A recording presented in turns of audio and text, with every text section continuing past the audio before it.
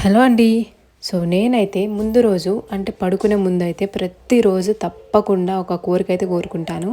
అదేంటంటే next day నుంచి నేను జంక్ ఫుడ్ తినకూడదు. బయట ఫుడ్స్ అవాయిడ్ చేసేయాలి. అసలు ఆయిల్ ఫుడ్స్ తినకూడదు అని అయితే అనుకుంటాననమాట. కానీ అది అస్సలు అవ్వదు. ఇంకా మమ్మీ దగ్గర ఉన్నప్పుడైతే అస్సలంటే అస్సలే అవ్వదు.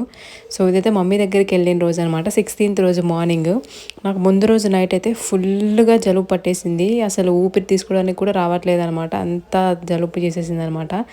ఇక్కడ నా ఫేస్ చూస్తే మీకు అర్థమవుతుంది. మనకు అనిపిస్తూ ఉంటుంది కదా, మనకి ఏదైనా జబ్బు చేసినప్పుడు అబ్బా అన్ని జబ్బుల్లో కంటే ఇదే చాలా కష్టం అని.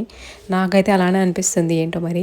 జలుబు చేసినప్పుడైతే దీనికంటే ఫీవర్ చాలా నయం అనిపిస్తుంది. అదే ఫీవర్ వచ్చినప్పుడు అబ్బా దీనికంటే జలుబు చేయడం ఇంకా బెటర్ అనిపిస్తుంది.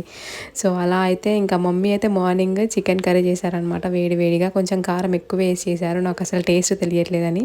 నేనైతే చక్కగా 2 పూరీలు 2 వడలు వేసుకొని అయితే తినేసాను. మరి